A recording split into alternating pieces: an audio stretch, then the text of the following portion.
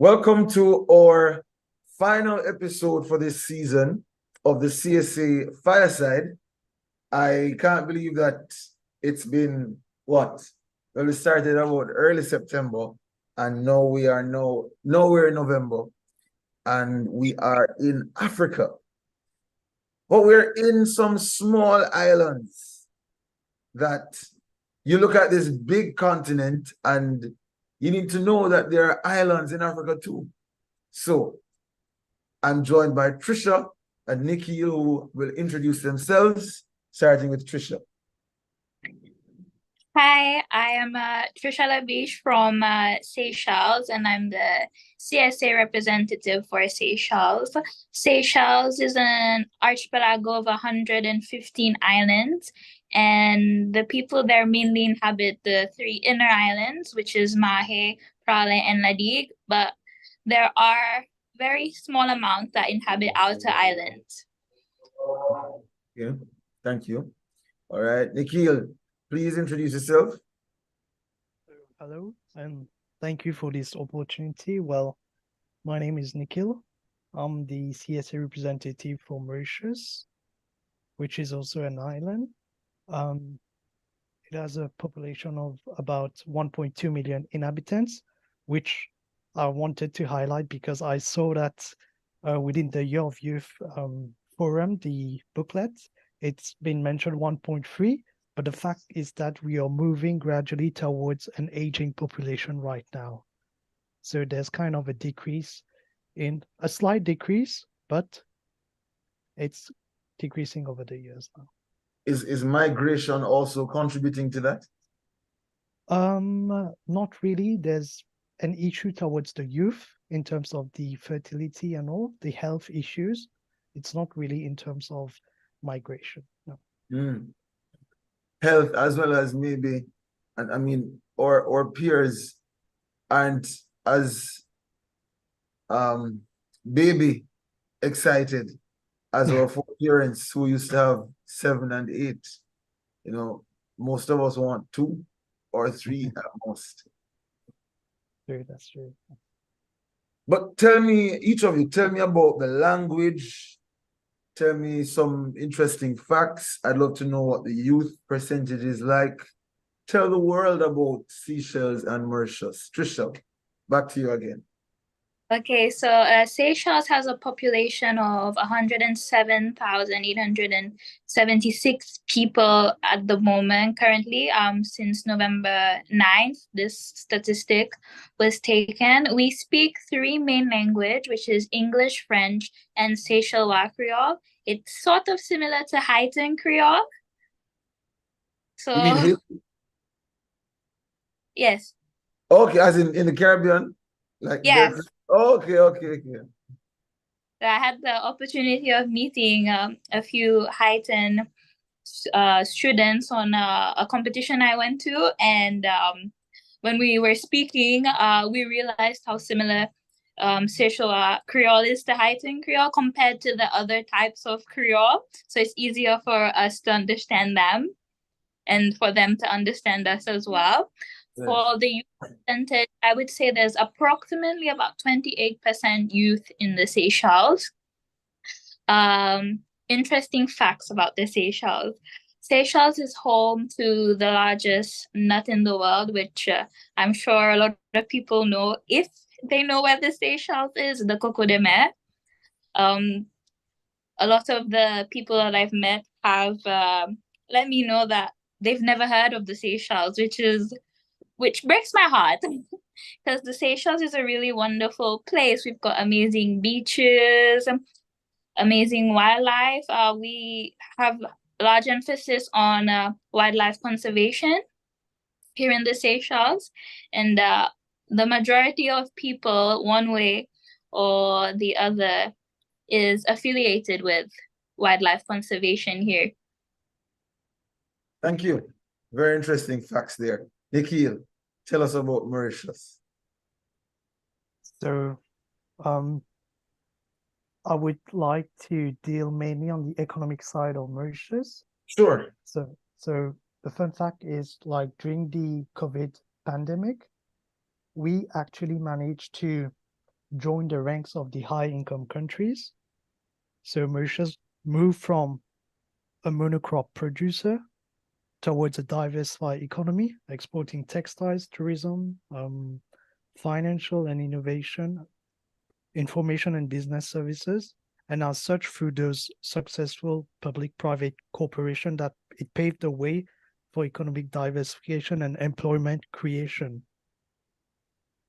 Well, in terms, and as such, for us, this marks a milestone in this small island nation's development trajectory from being a poor, remote monocrop producer to arguably Africa's best development success story. However, since I represent the youth, coming towards the proportion of youth age until 15 years, 15 to 18, according to official statistics from Mauritius, there has been a decrease. It's decreasing from 17% to 16.5% in only a year. And this trend is on a continuing path. Coming up to the language, English is the official language of Mauritius, but paradoxically, the majority of the population speaks French. And also I would like to meet with Trisha. We do have our own language, which is known as the Mauritian Creole.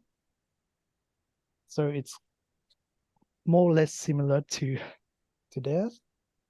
However, we have been putting much emphasis in schools and nationwide for the teaching of some Asian languages such as Hindi, Urdu, Arabic, so that to move away from those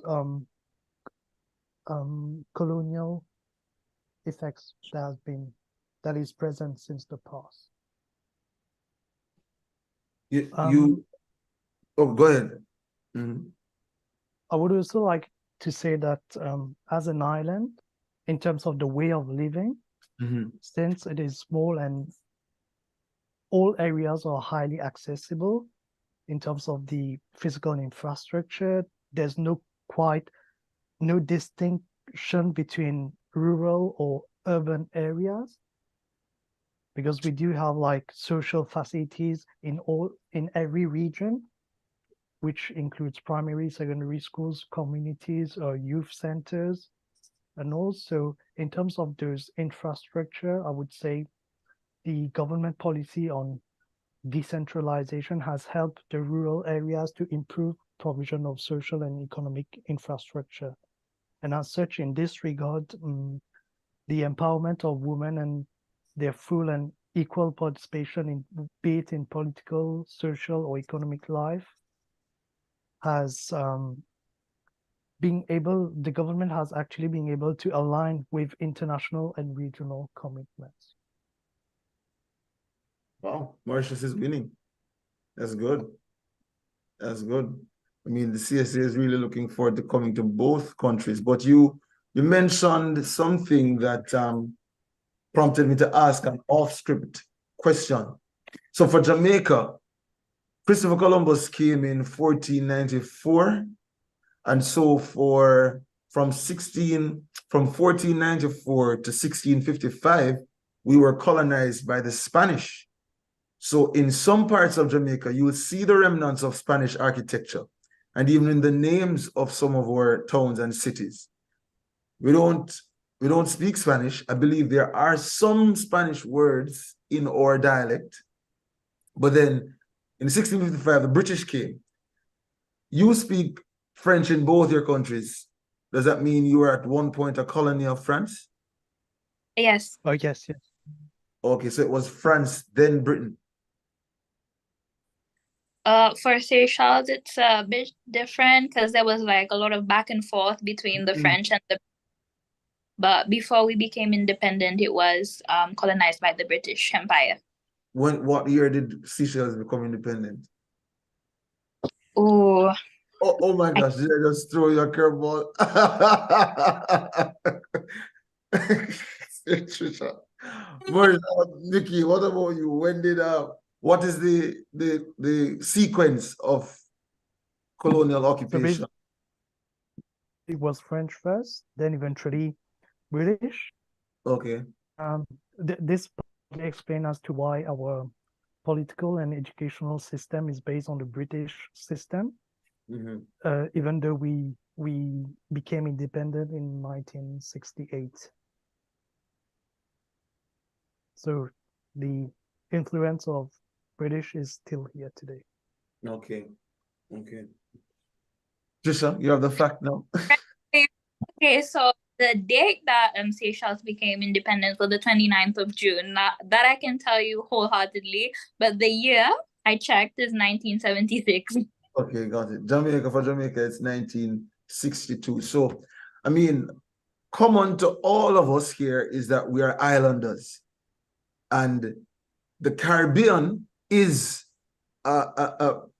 it's made up of islands, but Africa is made up of a large landmass and small islands. What is it like being a part of the African continent and being islanders? Tell me about that.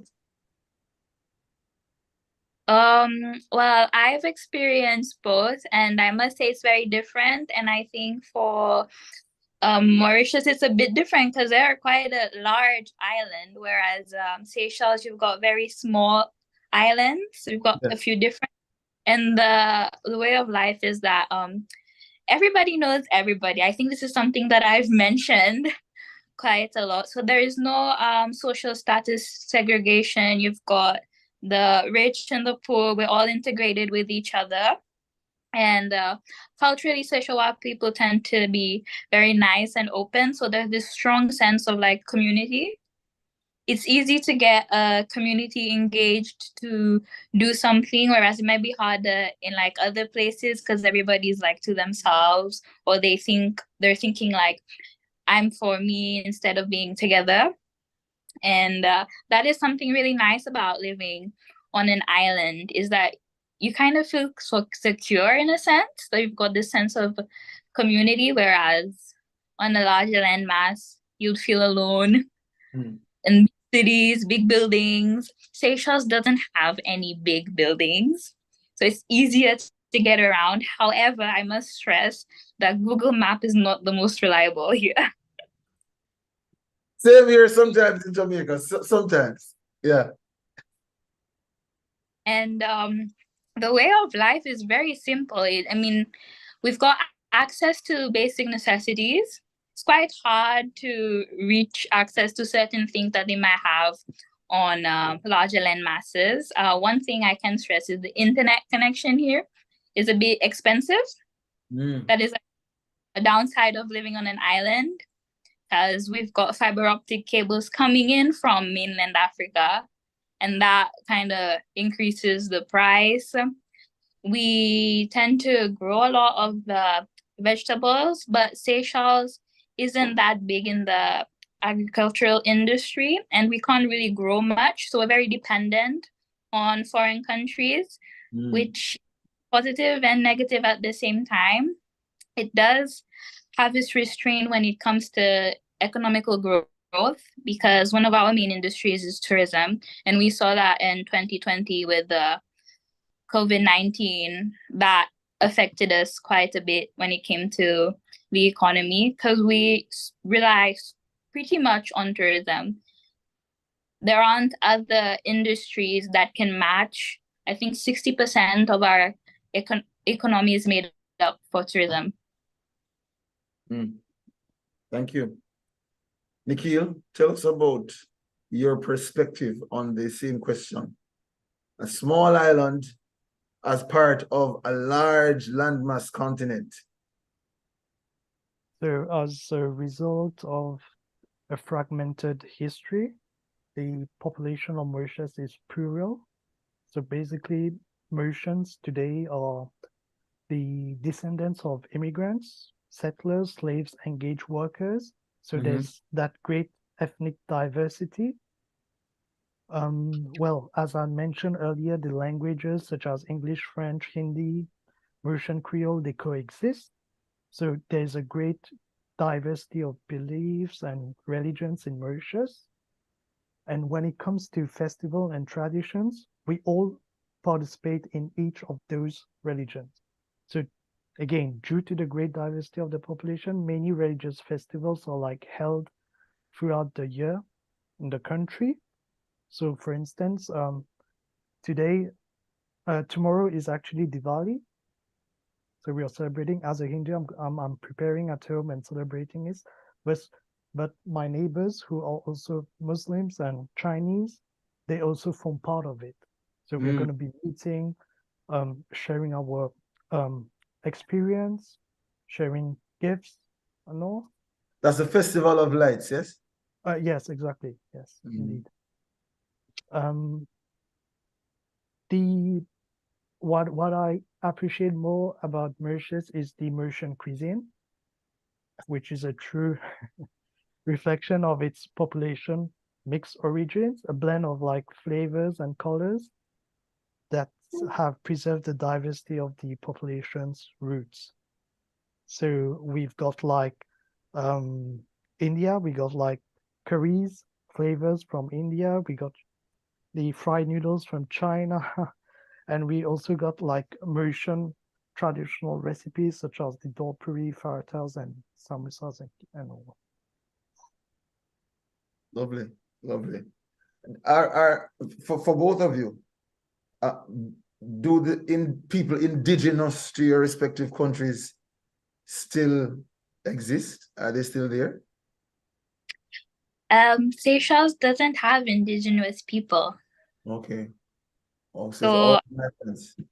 yeah, all migrants. Got it. Got it. What about Mauritius? It also it also applies for me. We are all migrants. Okay. Okay. Tell me about the education sector in your country, starting with Nikhil, and share some of the strengths and weaknesses in the education sector there. Okay, I'm going to be starting with the strength of the educational sector in Mauritius.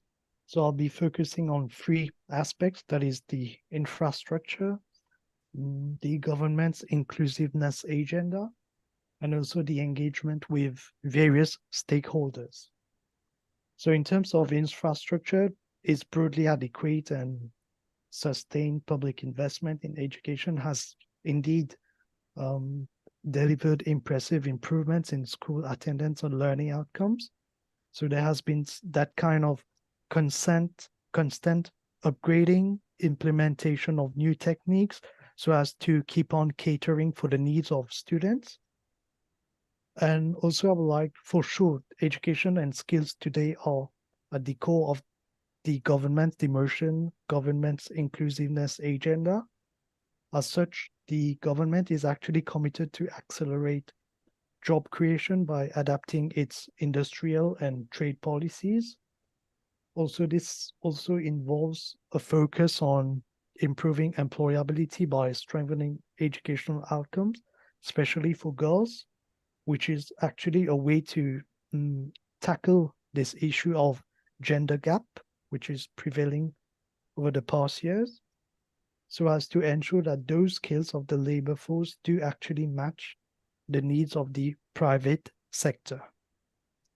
And coming to the engagement of stakeholders, national and international workshops are currently being organized by various ministries and institutions as a way to increase coordination among various educational stakeholders. For instance, I'm going to take my own case. As a PhD student, I was invited by the Higher Education Commission Mauritius recently in October last month to be part of a research capacity building workshop with the aim to empower research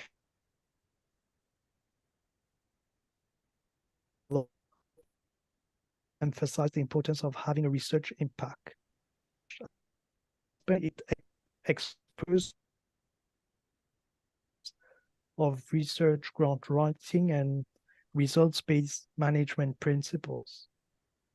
Another glaring example is the University of Mauritius, the largest national university, public university, is partnering with international institutions such as the WTO, UNECA, COMESA, and SADC to regularly organize research works and capacity building activities, be it virtually or in person.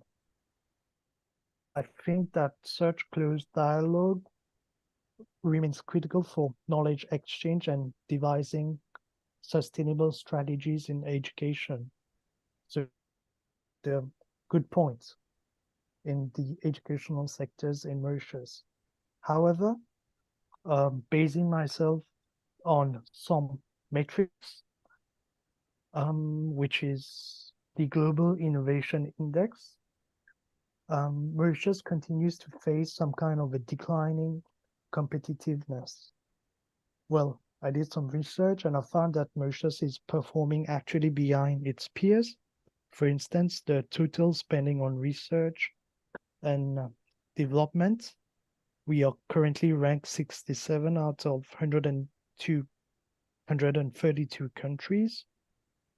And for the quality of research and tertiary education is 115 and 72.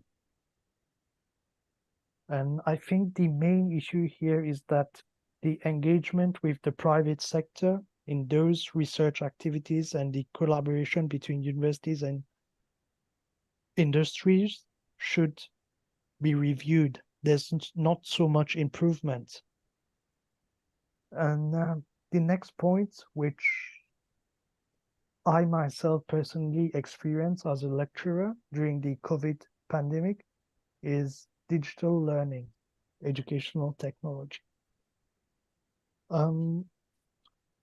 Educational technology for me, it encompasses a growing spectrum of tools and methods which were adopted to cover the recent pandemic restrictions. However, I've noted that as schools and universities have gradually reopened, that great global experiment in digital learning started to fizzle out. So not much resources have been devoted towards exploring more options in digital learning.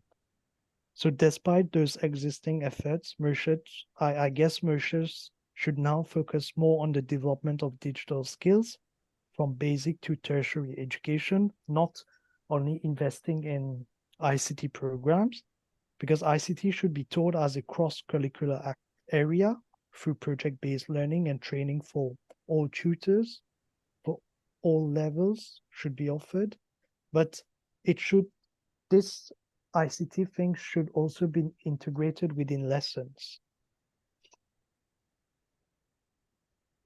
Well received. Well received. I mean, we can't be left behind with the development and evolution taking place in the digital space, or education systems have to evolve with it.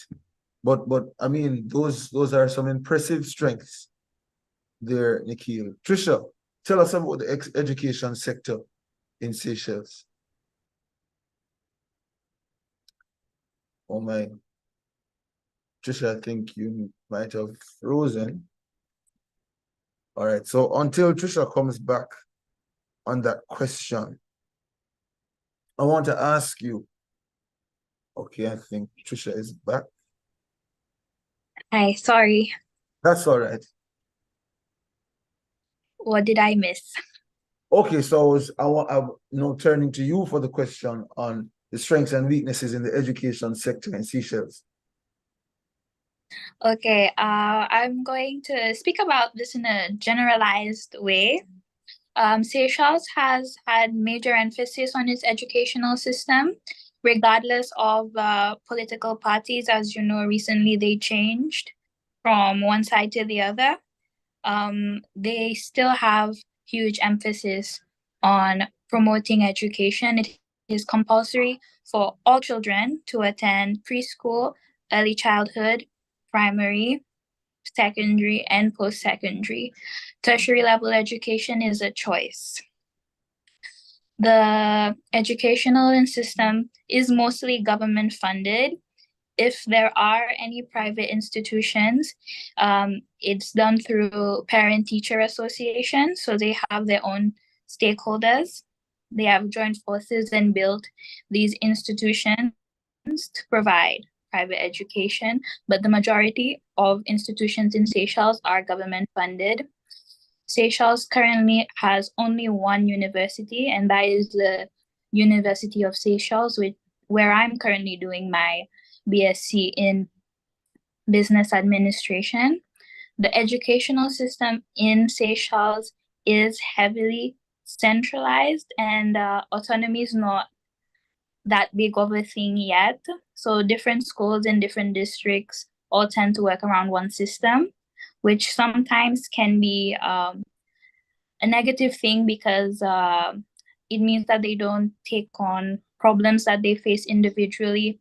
They don't have the power to kind of like address these issues without having to go to the ministry itself and then waiting for a response. So sometimes that's quite slow.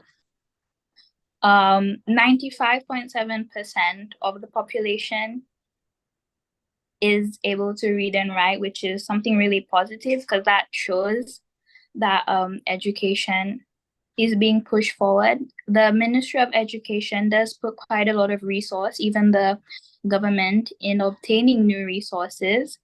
We saw in 2020 with COVID-19 that there was a discrepancy in teachers being able to adapt to teaching online. So there was a lack of resources, a lack of training. And since then, they've been working towards making them more adaptable to any changes, basically. One moment, please. Sure, sure.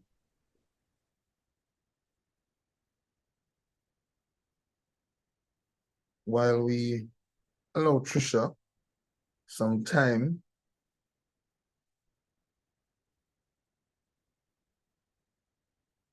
Nikhil, let me skip to the last question for you. What would be your priorities if you were education minister for a term in Mauritius?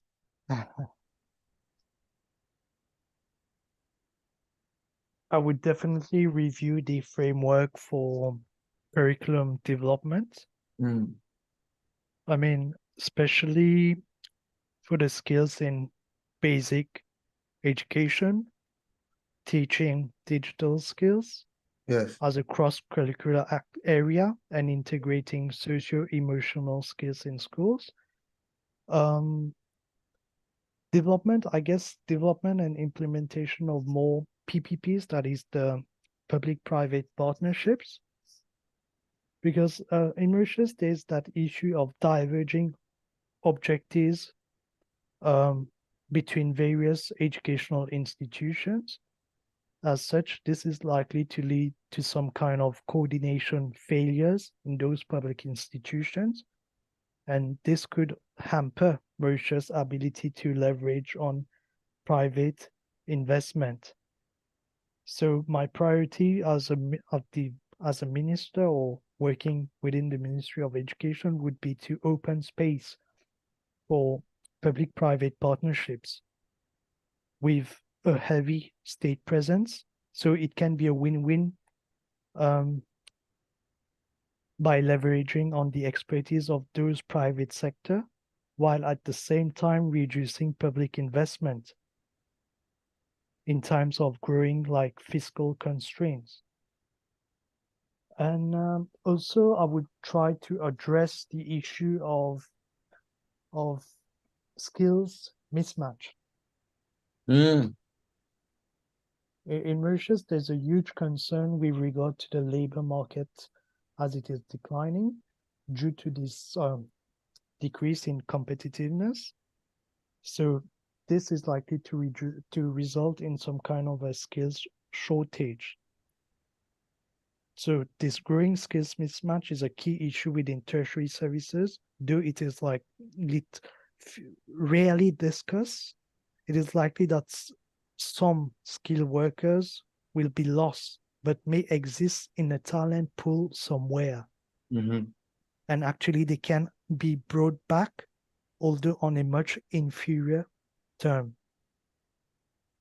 So this would constitute to reorganize the system of study and training so that they are more receptive to learning throughout life, and also that they receive the adequate amount of funding needed to achieve their goals. I hope you go for the job someday, Nikhil. But Trisha is back. So you are telling us about the high points, 95% literacy rate in Seychelles. Yes, go ahead. Yes. So the government has tried their best to make sure that everyone has access to education for free. It is illegal for you not to go to school and not to learn, but it's good implementation. One of the weaknesses though is that the government kind of decides a lot of the available resources, which kind of limits the career paths that people can go down. So choices are very limited, and with the Seychelles educational system specifically, for secondary, moving to post-secondary, which is the equivalent of college. So when you do your IGCSEs,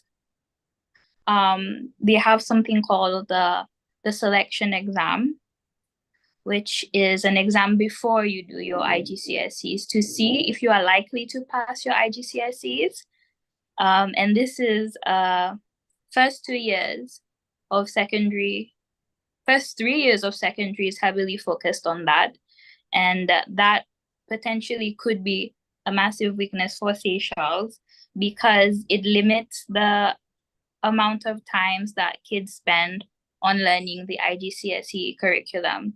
I went to a private institution and we used the British curriculum, and the amount of time that we're given for the IGCSEs and the amount of time that the government institutions are given for IGCSE is very different. I got longer, whereas government institutions, you'd cram the IGCSE curriculum in 2 years.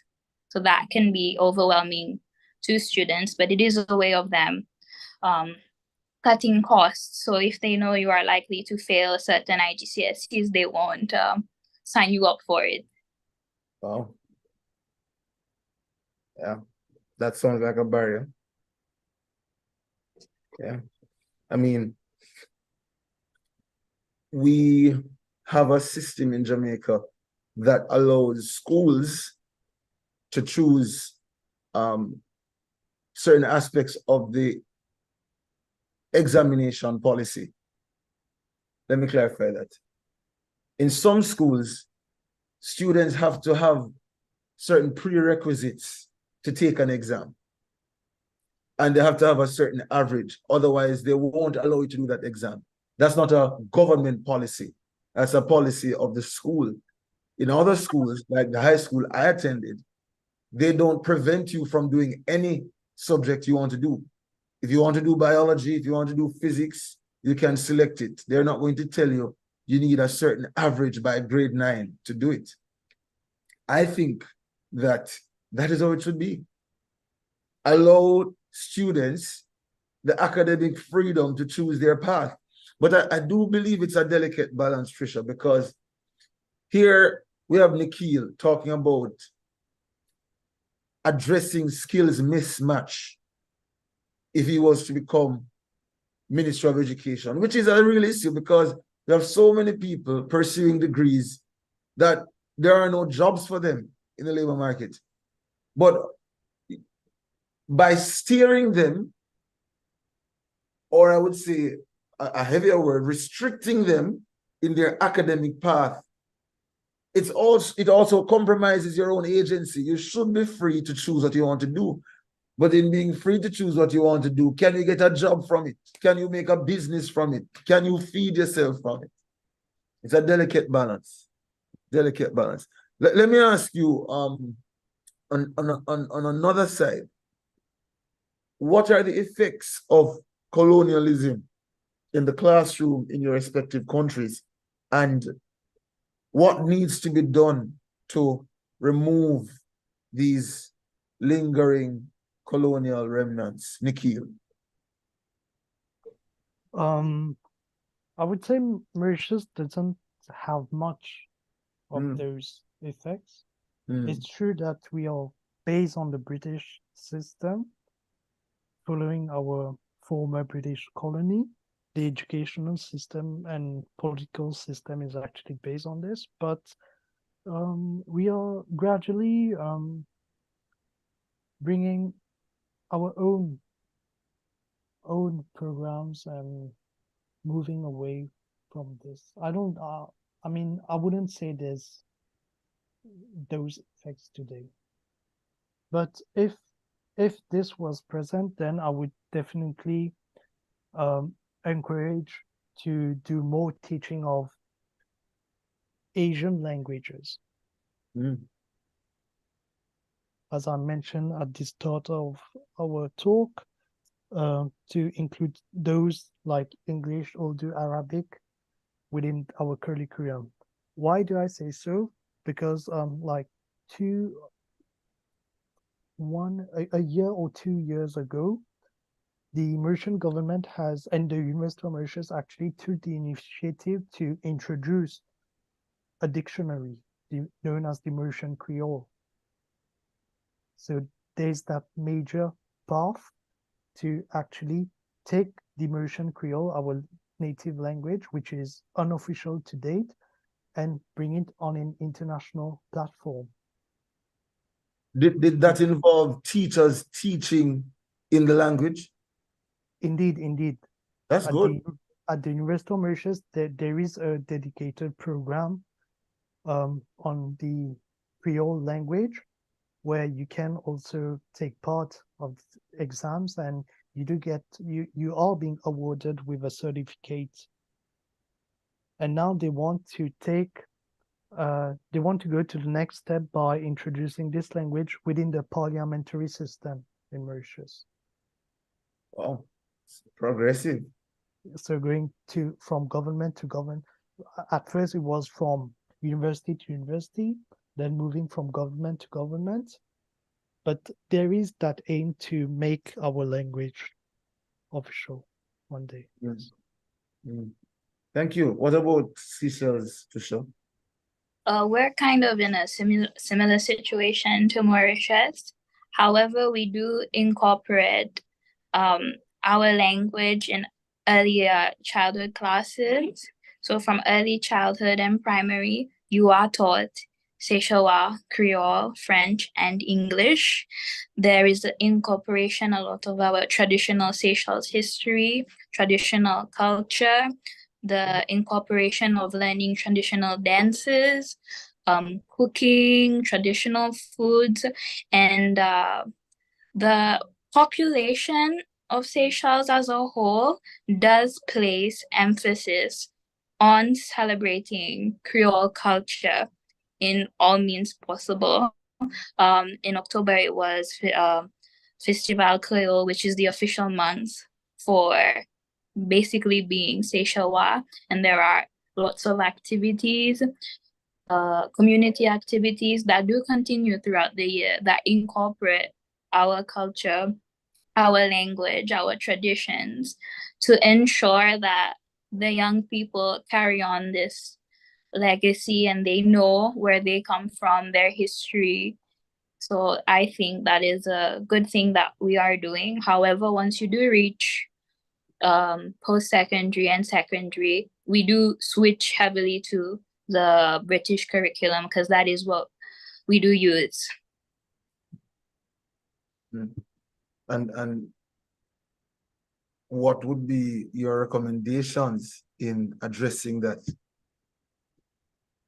I think if we do continue to place large emphasis on promoting our culture and tradition, there shouldn't be that imbalance between the curriculum that we use for globalized access to the rest of the world and what we learn as Seychelles people. So I think we're doing an okay job so far. Wonderful, wonderful. Tell If I may me, add, go ahead, go ahead. I do agree totally with Trisha. It's a way to maintain to preserve our cultural our history and our culture and all. Yes. Yes, yes. Tell me about the safety of students in your countries. Is that an issue? Nikhil, I know you mentioned before bullying is an issue there. Let me hear about that.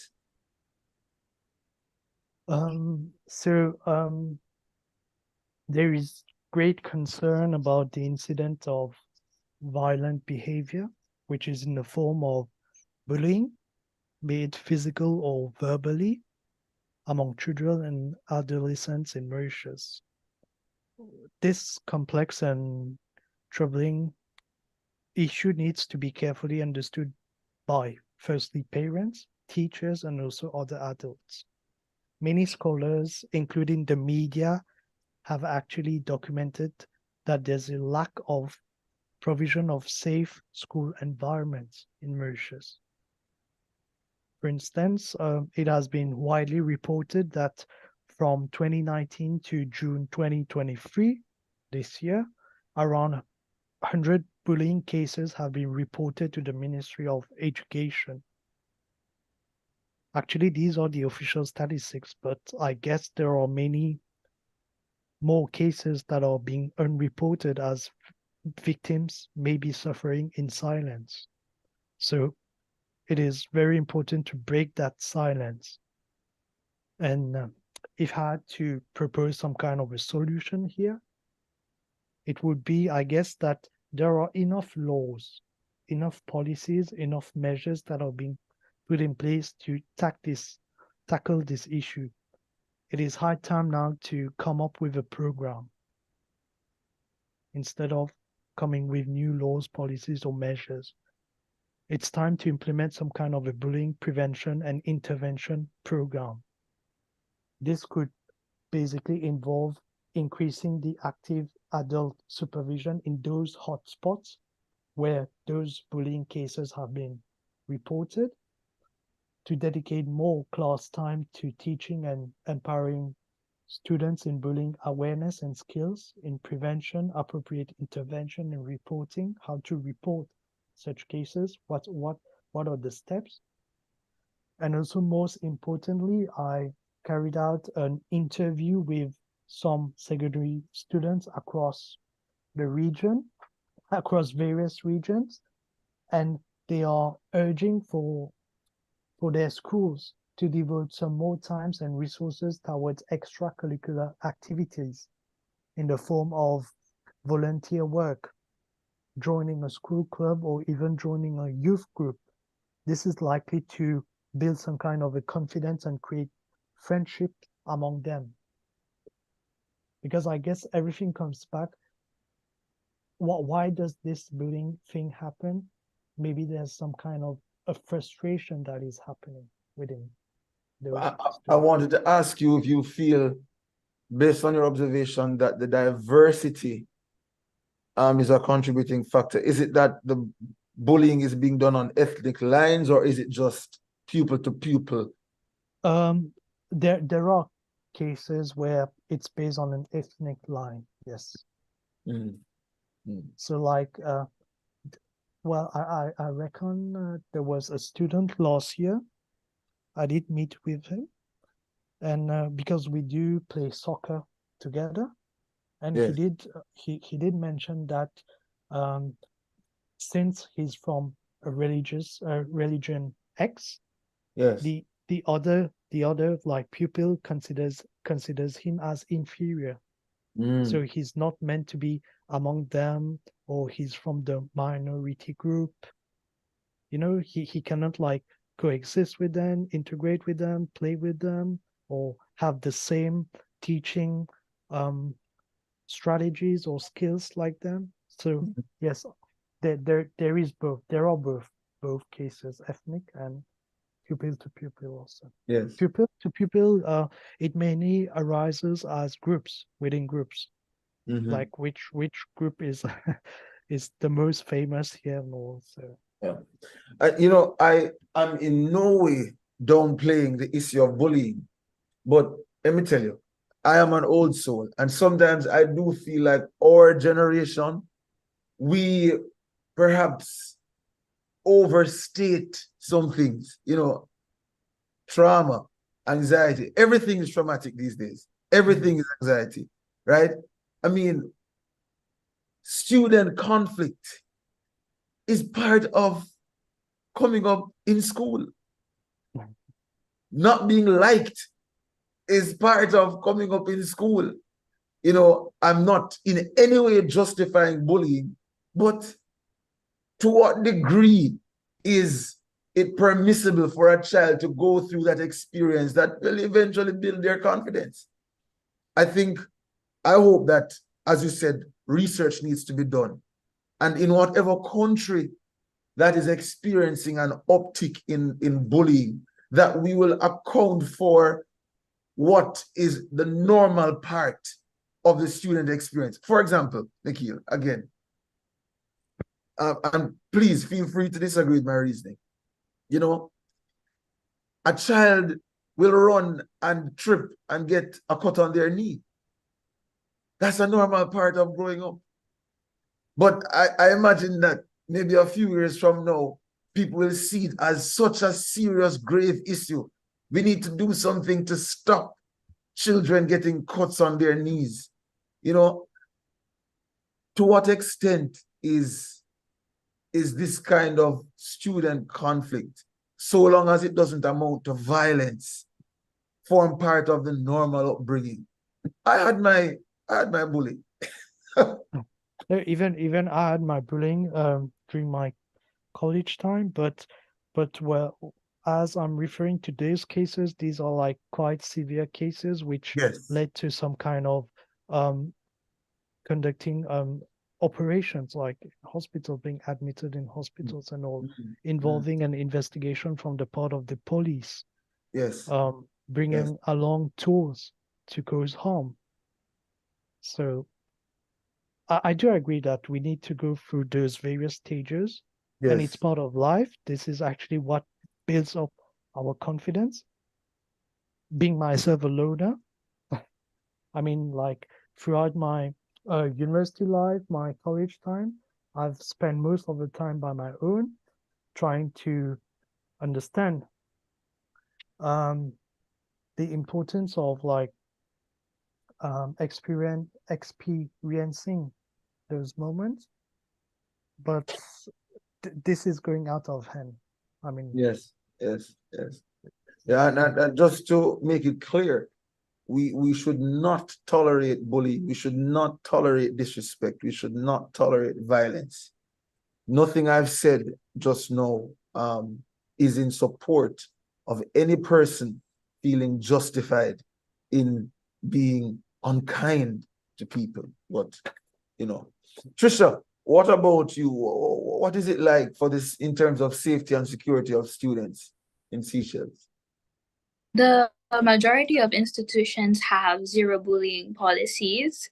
They make sure that students are aware what classifies as bullying and what will happen if you are the perpetrator, basically. If you are bullying other students, there will be actions taken against you. They make sure that everybody is aware, from young early childhood class to even uni. They provide workshops on bullying. What is bullying? Because sometimes there's like always that blurred line, and you're like, am I bullied, or is it the normal experience for school? But we make sure to outline so students know that they should be feeling safe in their school environment. And also there are incidents where there will be fights that break out, but that is it doesn't happen often. That's a once in a while occurrence, so you could pin it down to it being the school experience. but bullying is not tolerated at any institution. If there is an incident, there is evidence. You go to management, there are different organizations they have in place, kind of people you can go to talk to, student support officers or set individuals. For example, if you're in secondary or primary, they may have individuals or certain teachers that you can go to talk about these problems with, so they make sure you're not dealing with it alone. And yeah, that's pretty much it. Bullying is not accepted. It doesn't really happen here. There's always the little banter, but it doesn't get taken to an extreme level. And if it were to get taken to an extreme level, I could positively say that there would be intervention either from peers or from the institution itself. But I must stress that bullying done online, so like there is a certain jurisdiction that schools and institutions can take. If it is done outside of school grounds, then there's very little that the school or institution can do unless it is reported. And the majority of the time, students will not go to report something like this. Well, you'd be happy to know that the Commonwealth Students Association is coming out with a policy document that we will be sharing with member states and organizations on student safety and security. And there is a section on it specifically on traditional bullying and cyberbullying. Yes. Well, this has been a very good talk. I think the highlight of it for me, and I hope the highlight for the listeners, will be to provoke their interest in learning more about Seychelles and Mauritius. Go and Google it. Go and book your ticket. Go visit. Right? Send Nikhil a message and say, Nikhil, I want to learn more about Mauritius. Trisha, I want to learn more about Seychelles. But I have a final ask. In giving your closing remarks, whatever you'd like to say to close or chat, I'd like you to do it in your local tongue. So I'd love to hear it in the Creole, Trisha, and Nikhil, whatever language you prefer, you feel most comfortable using, other than English, preferably. You can go ahead. All right, Trisha, should I start with you? No, start with Nikhil. Start with Nikhil. Nikhil. No. Come on, Trisha. You need to take this. Gentlemen first.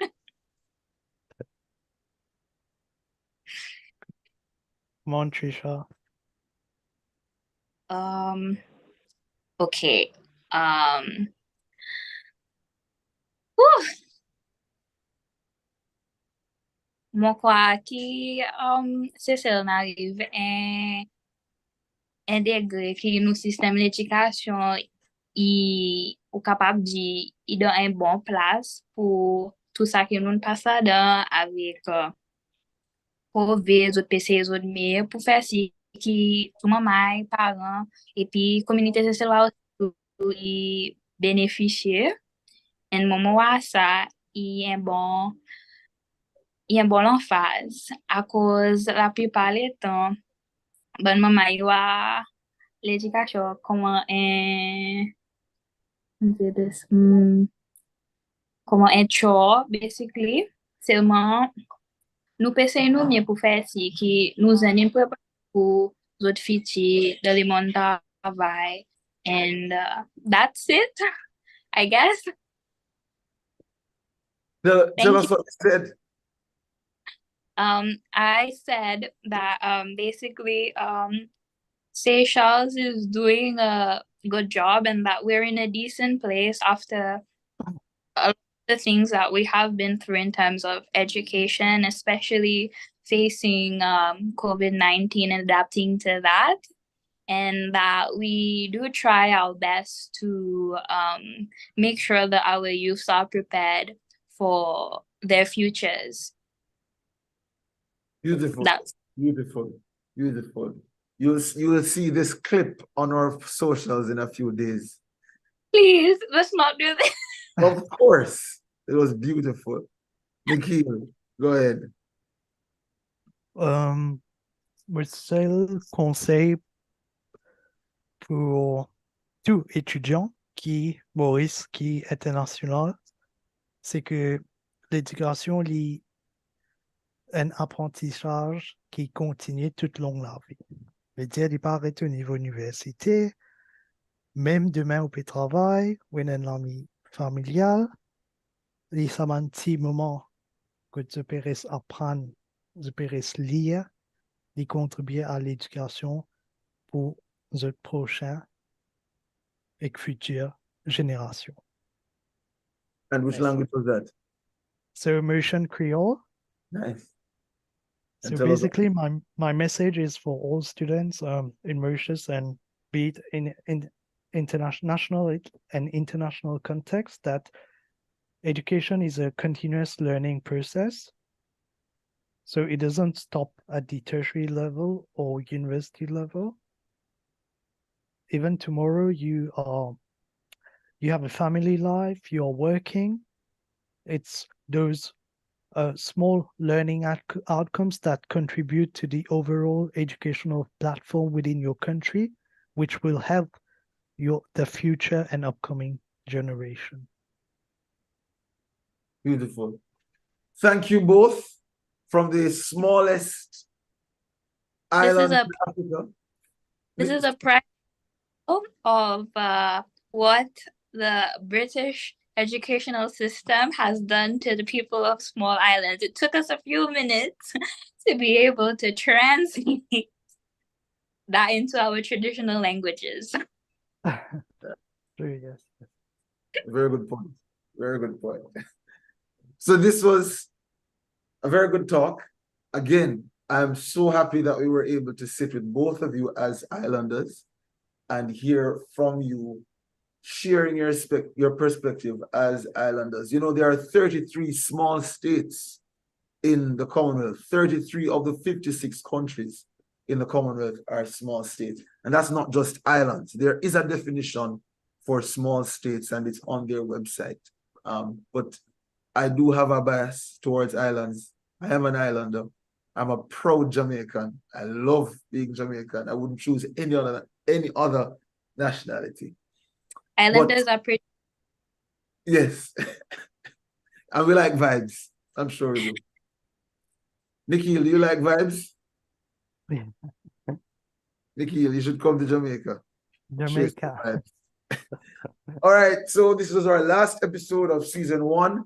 Thank you for staying with us. And I hope that 10 years from now, if you're listening to this, you would continue the conversation on educational issues in the Commonwealth, and that you would take action in advancing the change that we need to see in our countries. Thank you. Take care. We'll start season 2 in a few days. Thank you. Thank you.